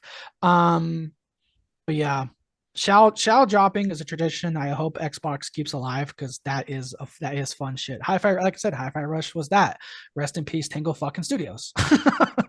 But playable now. It's like playable now. Will this company exist in a year later? We don't fucking know. Right. Do you guys have a prediction for the? I want to call it an opener, and I'm hoping it's not like Sarah Bond talking at the beginning. But what's the first game they're going to show? I'm guessing Fable. Fable's going to kick it off. I don't know what else, because again, the fact that Xbox fucked up Halo so bad, I don't know what they can bank on. They own every game, Arthur. but it's like, but they don't. They own every game that's good. They own a ton of games that are all right. So what is in the category of like fucking opening the show? I don't know. Okay, so Fable for you, Arthur. Jerrell, do you have something? I have a wishful thinking Gears. one, and then a realistic one. Gears, wishful thinking. Call of Duty would be the realistic. Call of Duty. Oh, that'd be such a disappointment if they open with Call of Duty, dude. That'd be so realistic, right? That'd be such an easy fucking lazy layup. Like, I mean, showcase, baby. What do you want to do? My prediction is they'll open up with a trailer for the new expansion for Final Fantasy 14. I think they're going, because that game comes out this month. Betting on black, huh? 7 black. Yeah, I think it'll be Final Fantasy 14. That's a big win. They want to promote that. I think that's what they'll open up with. That's my prediction. So, Joe, I gotta ask you, since we did the opener, and since Gear 6 is your biggest game reveal and your opener, what is the closer for Xbox? What's the mic drop? Have a good fucking day. My bad about taking studios. Like, what does that even mean? Kurt Cerrelli? Dude, can you imagine if they do an Oscars or like in memoriam and it's all the people they laid off? Right. Oh god. I'm so happy Quantic Dream isn't a part of Xbox. Jesus. Anyway, they were told to walk the plank a while ago. As far as for a closer, well, I mean, we were talking about too on the group chat as far as for how, Halo Combat Evolved, they want to do a refresh of that one, right? And then release it on PlayStation. That could be an interesting closer. I realistically think it's going to be... I don't know. I don't know what a good closer would be, to be honest with you. I think it would be nice if it was something where, like I could see like a State of Decay 3 being a closer. Like I can see that. Like that would be crazy because it's like people have been waiting for a long time. You know what I mean? State of Decay 3 as a closer. State of Decay. Yeah. Okay, even as me as a State of Decay guy, I don't think that's a closer. It's a fun game. Okay, it's a fun game, but it's not a mainstream like for the masses game. Yeah. I don't know. Realistically, So, I mean, what do you think? From me as a closer, so you got State of Decay 3. Or Arthur, what is your closer? Oh, unless you want me to go first. You go first because I have no fucking idea. Like I said, I've been on Sony shit for so long, I forgot what the fuck is on deck for Xbox. Oh, okay. My closer for the show, I would think it would be, I think it would be Perfect Dog if it was to have a presence. It would be a new trailer for Perfect Dog as a closer. Yo, that is like Sony on their A game, bro. Or Microsoft on their A game if they actually did a closer for Perfect Dark. You think that game will show up at all? Or is it just... Fuck no. I'm smoking crack over here. I got you. No, if they did, Xbox is focused again. They're back in the jet. They're going 0 to 60, like 0 to 60 G's. But I don't... That game has a lot of problems from what I've heard. I've heard it's in production hell right now. If I didn't see a trailer for that, I would be pleasantly surprised. Yeah, I mean, it's a great move if they did, but it's like, we already saw like this confusing trailer. We found out it was Perfect Dark at the end. So are they going to give me a more coherent trailer and add some gameplay? Like, I don't know. It'd be a good idea, but unfortunately, I have to be pessimistic on that one. I have a question before I go into mine because I still have no fucking prediction. I do have a question though, because they're remaking a game that's in the same franchise that's Jerrell's background. What showcase was that trailer released at? I want to say it was a Sony one, right? Where they didn't even, because wasn't it a Sony conference where they announced one of the Metal Gear Solid Delta and the Metal Gear Solid remake, where they didn't even announce who the fuck's making it? Yeah, it's Konami. They're making it, and I think it's cross-plat. I don't think it's like a... I want to say it's not Konami. Jerrell, I remember Jerrell, the people doing the remake of that. The people doing the remake of the Metal Gear Solid is like some other third-party studio. So Konami is publishing it. There you go, but not. But the devs, remember the devs? They're on Twitter. Hey guys, hi, we exist. but it was just, but that nice was to a meet Sony you. I'm showcase. Al. Yeah. But I want to lean towards the announcement was a Sony showcase, right? They did that. Yeah, during it was a showcase. Okay. Yeah. State of Play. I forget. Yeah. Okay, because I can remember. So I was gonna say if it was announced at an Xbox conference, then maybe we might get gameplay from that as a closure. But I feel like if that was a Sony reveal, then the update from that may come on a Sony situation again or independently. Actually, now go ahead. You bring up a good point. Sorry, it's a fair prediction. Konami, right? It's not Konami. Kojima's working on an exclusive Xbox game, right? Did we get any of that this year? I guess so. Because here's the thing, we didn't really get gameplay. We got like behind the scenes like not gonna say voice acting, just recording sessions it was at the Game Awards. It was Jeff Keighley's Game Awards where Jerrell was like, I know that door. That's the PT door. Like you've never seen Jerrell recognize a door more than that fucking PT door. Like I remember that.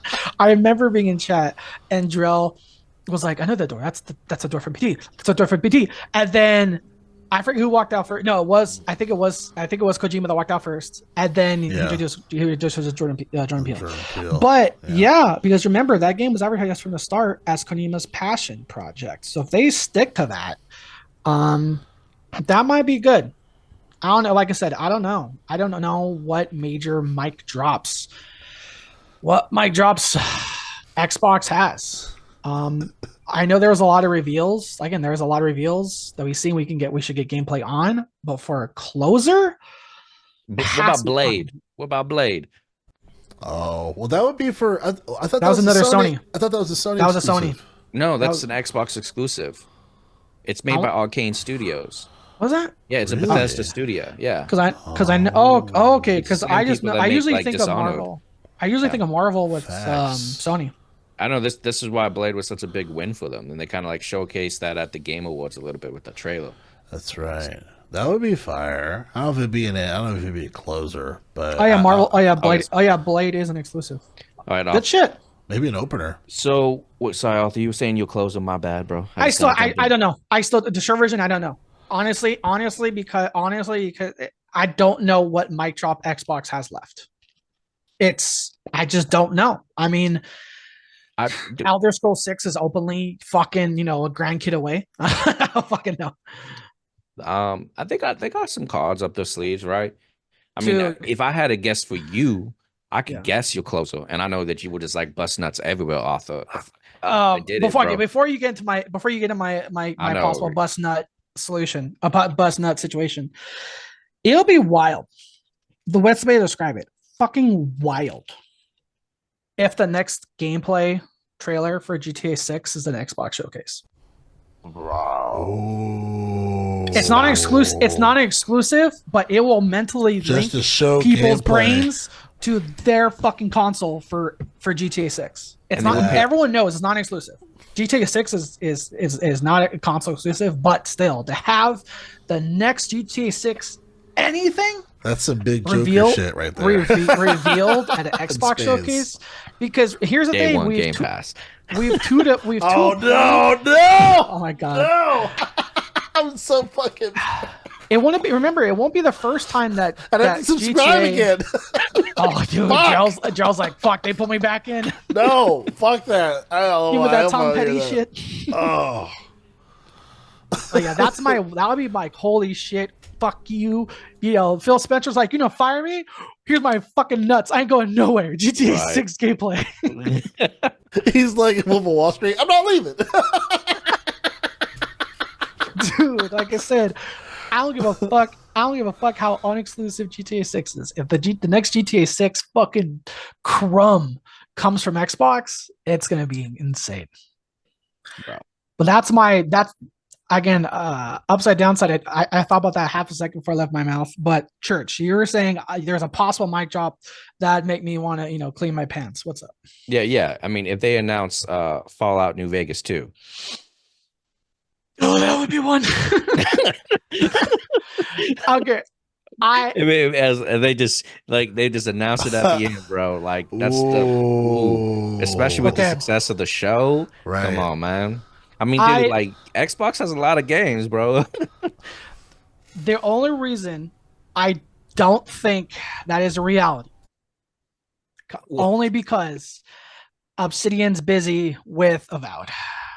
But if they even hint that game is like going to exist, like they did for Elder Scrolls 6, they have a moment. Like they would pause Outer Worlds to work on New Vegas too.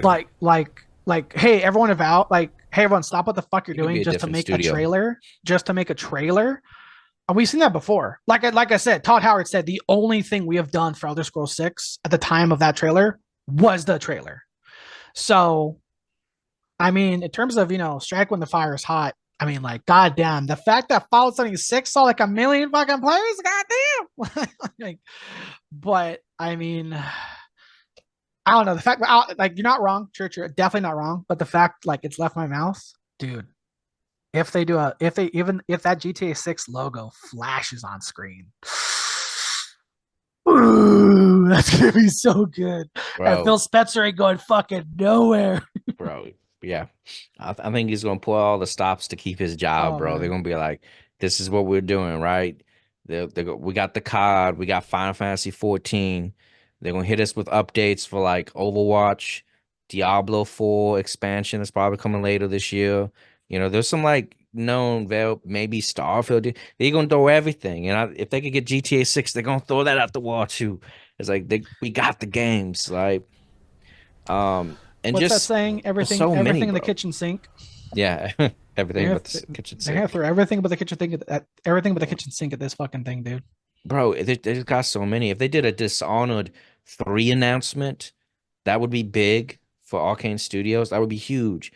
Just along there with Blade. If they did what else do they got going on over there? Church, remember that World War I werewolf trenches game? You and I kind of almost fought for it for our game card last year. I forget what it's called. It was like a World War I game, but there was like it took place in World War I. Flintlock, I think it was like Oh, Flintlock. Flintlock, yeah. Yeah, yeah, because again, that looked promising. That both I think you ended up picking it in your card last year. I mean, you didn't come out, so thankfully I didn't. Yeah, but that looked but we were both like, fuck, that looks kind of good. So if we see more of that, I know again, Xbox. I mean, if you think of like the last 2 years, even including 3, well, if you include Perfect Dark, Xbox has revealed a lot. I know this past 12 months has not been their friend, but the past 24 months before that, they put out a lot of shit on the table. So now, if we can see how that's been cooking, that'll be a good win for them. I have a sad hypothetical to end the show. Phil Spencer gets fired live. Jerrell has not been happy at all. I just want to see the next thing from Double Fine. Go ahead, Jerrell. That's it. Go ahead. Okay, Before I get sick. Before they execute them too, right? So Bastard. Last it's announcement like today, Negan guys. from Walking Dead. You have 2 weeks to play Hellblade before the studio is shut down. Subscribe, baby. So obviously, as we've heard, Xbox, as of right now or whatever, it's stagnant, right? Obviously, they want to grow some Game Pass subscribers, and they have a lot of opportunities to do that, right? With Call of Duty Black Ops 6, with, fucking Grand Theft Auto, if they want to talk about it. Oh, yeah, Stalker 2, that's true, Arthur. With all of these other games that they want to throw at the kitchen, in the kitchen sink to throw at this to grow the boost of subscribers. Say another quarter goes by, right? A whole other quarter. Or say 2 quarters. Let's say 2 quarters, right? So we're hitting winter, right, of next year. Game Pass subscribers have not gone up as much as they have. Current subscribers are playing the shit out of Game Pass. They're like, yeah, let's go. But there's no rise peak of Game Pass subscribers like they want. Right? We see more studio layoffs, as we'll probably see, because they just don't know what to do. Layoff button. And what if they just said, hey guys, unfortunately, due to just what's happening in the market right now, what's best for business, we're going to close Game Pass. Game Pass will be ending February 12th of 2025. You guys still rocking with Xbox at that point? How would you feel? For me, the incentive to get the Xbox was because of Game Pass. So as soon as that service goes away, and it depends if they replace it with something else, I would have to look at them. Well, why would I continue to get your system when I know your kind of strategies already to put your games at other consoles? Right. I just wouldn't see much incentive to really turn on my Xbox outside of Game Pass. Unless there's some like hard-hitting exclusive, which they have the IP to potentially make. Right, but let's see what happens. Okay. Number one, I don't think that realistically can happen only because for competition's sake now, because now Sony has one. I know Nintendo has a pass. Everyone forgets about it. No one gives a shit about it, but people forget that Nintendo has their own subscription upgrade where, remember, it comes with the Sega and N64 collection. But the fact that Sony now technically has a subscription of some kind, they just, to save face, they can't get rid of it. That being said, if they got rid of Game Pass, like, yo, Church and I shit on Redfield and a ton of other games that were let down, but dude, in a world where I paid $70 fucking dollars for Redfall. I'm gonna mix it. Starfield, Redfall. In a world where I paid $70 to hear that goddamn fucking Raven line 1,000 times, and then they cancel Game Pass, dude, I'll be like church, like, yo, what up, GameStop? How much? Like, I only get $50 for this Xbox. I don't give a shit. Right. like if they, dude, yeah, they've like almost to a point pushed themselves in the corner. Like, I know we just said of all the games they can reveal, all the games that can be good, but if they don't, and in a world where if Xbox gets rid of Game Pass, there's really no fucking reason to have an Xbox because they've made that clear. Like, it's not Xbox, it's Microsoft. So you can either play via the xCloud with Jerrell has the backbone accessory where Jerrell's playing, occasional games on his phone now. Or people like Jerrell that has a PC, or you can get I forget if the Steam Deck supports Game Pass, but there's other ways, like Nvidia has their own mobile thing. So again, Microsoft has made it clear that it's not Xbox gaming, it's Microsoft gaming. So if they get the only main fucking reason to own an Xbox, if they get rid of it, then there's no reason to fucking buy one. There's no reason to keep one. Right. And I know this is far reaching too. This is a very interesting hypothetical. Oh no, I get it. Jerrell's like in a bad breakup mode with Xbox. He's like, you know what? Fuck them. What if their life got worse? His ex-girlfriend is terrible, but she's still hot, Right. Like, she still got it, you know what I'm saying? So he's just thinking about like, what if she got like in a car crash? It's like, what if Xbox just got rid of Game Pass? Just, right. Just so I know that I won the breakup. Yeah, and I really don't believe this narrative about whether or not Game Pass is profitable, right? I think, I've said this before on the show. I think the startup of Game Pass is costly, but once you like the upkeep of it, like I feel like the cost year after year, it kind of it goes down, right? Because you have these contractual obligations, right? Let's say that like, hey, I need a roguelike game. Let me get Hades, right? I lock that in for 2 years. I don't need to get another roguelike game because I got the best that's locked in my system for 2 years. So I know I don't have to pay more for that genre until the expiration comes close. And then when maybe I'm like 6 months out, I get another roguelike game that may be taking Storm while I rework the contract for Hades. Because like Hades is not making any more money, right?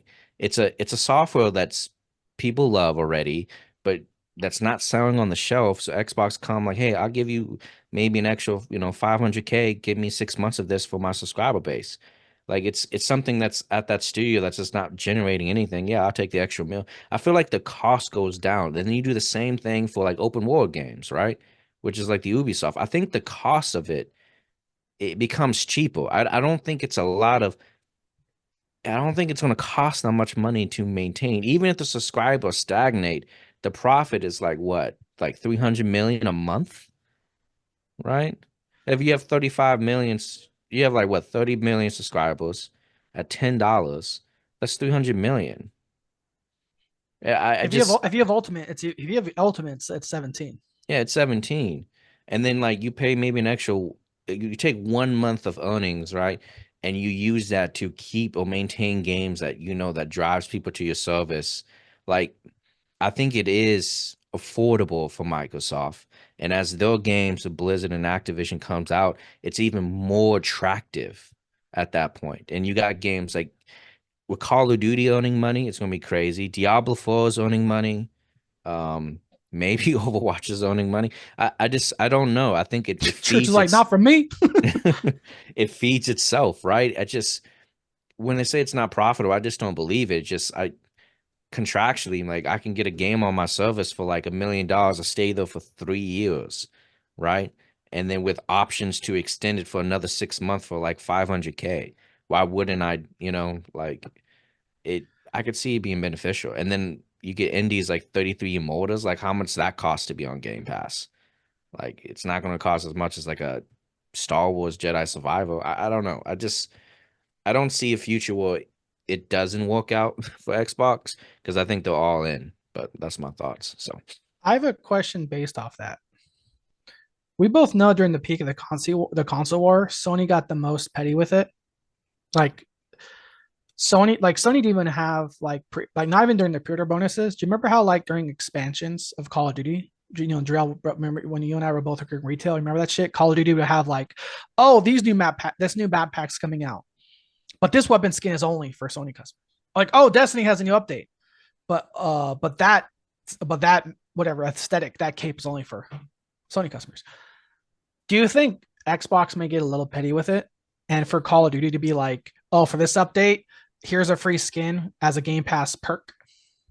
Yeah, definitely. Hell yeah. I think they should go balls to the walls with that. I mean, why wouldn't they? Right? I kind of want them. I want them to. Again, with how much Sony let so much Sony just put a name to it. Already fire his fucking name, the ex CEO, Jerrell, the guy, the ex CEO of Sony. There's like two of them. Jim Ryan. Jim Ryan. Jim Ryan. There you go. The ex CEO. Yeah, Jim Ryan. Jim Ryan, the guy that was like, Xbox will be exclusive. In the email, he's like, nah, they're gonna share all their shit. But because of that, because of Sony and Jim Ryan held back that $69 billion investment. That's going to be, that's one prediction. I feel like it's a quote unquote soft prediction, but that's one prediction I think we're going to get either at the conference or during the solo Call of Duty after showcase. They have their own showcase that of like new skins coming, like, either day one skins coming soon, like day one skins for Black Ops 6 or like Warzone 2 exclusive skins available now / soon for exclusive as a Game Pass perk. I think we're going to see that very soon. Let me phrase that. I hope we have the I'm not even a Call of Duty fucking customer, but again, the fucking, like I said, church said, like, go balls to the wall to get some confidence, because that's something Xbox hasn't had a lot lately. They haven't gone really like got abrasive with to be like, hey, this thing that's technically ours now, guess what? Bam, you want this? Only through us. It's only through Game Pass. That'll be. I hope for that. There might be exclusive content, right? They don't even have to make it exclusive, right? Just exclusive discount on the contents. Hey, if you're a Game Pass subscriber, this pack is now $8 instead of $10. 10% off. Yeah, 10%. They've already done game. Hey, you're a Game Pass subscriber, you get discounts in the Xbox store. They could just do that. It just Xbox would just become the place where it's better to play Call of Duty, because they're either exclusive content packs or exclusive discounts to the content, which is more quote unquote friendly for the gameplays, right? It becomes that place, I think they would do it. And I feel like they will, because they want to monetize as much as possible. I mean, it's Call of Duty, so. Yeah. They should pull a Sea of Thieves. Oh, go ahead, Joe. Oh, I was going to say, I don't think it's just a narrative. I mean, factually, there's numbers that show that the subscribers have slowed down. Not to say that it's less profitable, but the subscribers year over year has slowed down. However, I feel like Call of Duty that's why I think the handheld is such a good idea, Church, because if they had a really solid handheld that can play Call of Duty like incredible, like super fucking good, that's not a Portal shit, that increase of subscribers would like be insane. I think that would be such a huge fucking thing, and I hope that the handhelds included within this 40-minute Call of Duty showcase after it. I think that would just be a solid, really smart business decision for them. And you're right, they got games for days on there, right? Like it's kind of like when Netflix was like the shit, and like Blockbuster was like, oh my god, we made a mistake, oh no, they just like went away bit by bit. So I'll never be someone that says Xbox Game Pass doesn't have any games available. There's too many games almost I freak out. I'm like, I don't know what the fuck to play. Oh, but there's games available. Game Pass, there's gamer ADD, yeah, and then there's Game Pass gamer ADD. Yeah, shot that shit to the moon. Yeah, so I think as far as for the increasing, they need some really solid growth numbers to go up a lot more, and I think Call of Duty is really their saving grace for that, especially if Black Ops 6 is going to be as good as I think it is. I feel like arguably the Black Ops games have been better than everything else as far as Call of Duty goes, but yeah, man, we'll have to see. Any lasting thoughts before we close out? One thing I will add is now that Activision Blizzard is officially under Xbox's belt, Church, similar to Sea of Thieves, you remember how when you made the upgrade from Xbox One to the Series X, they gave you a ship aesthetic that was exclusive only to that. You know, there was like the Xbox ship and it looked like the Duke. I want to see that more in EA Activision shit. Like I don't even play Diablo that much. I want to see like an old school original Xbox logo on the side of your mount on Diablo 4. I want to see, a helmet. You know, I mean, I want to see like a helmet in Call of Duty that's like a reference to Halo because Master Chief. This is all, it's like whether like it or not, Activision is owned by Xbox now. So even for some of these titles I don't play, I would not mind seeing a story of like, seeing an article from like IGN, Kotaku, or Screen Rant that's like, new Xbox exclusive mount skin for Diablo 4 drops. And it's like, it's like a Duke controller or like a charm. There you go. It's like a Duke charm controller that hangs off your character's side, or like it's the original Xbox logo on the side of your horse. That's a mount in Diablo. I want to see little more things like that to just remind people like, hey, I'm glad you're liking it, and Sony held this shit up, but they failed. The government realized it was legal. Guess what? It's our shit now. I want to see some of that. Yeah. Dude, that would be amazing. Just cross promotion of IPs in games, right? And Sea of Thieves has done that already with Banjo-Kazooie, right? They have a ship like that. So yeah, and Halo and Sea of Thieves as well too. So give me Diablo 4. Give me more of this Activision. Give me a Tony Pro Skater. Give me a Pro Tony Hawk crossover in Sea of Thieves. Give me a Halo helmet for Soldier 76. Yeah. Overwatch. Give me a Halo collaboration.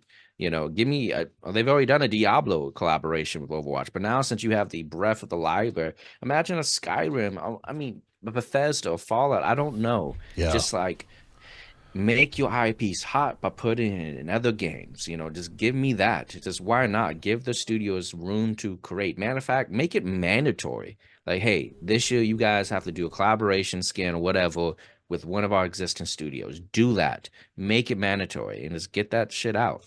All right. And then, force the studios to create something that promotes Xbox studios, at the end of the day. I think it's smart.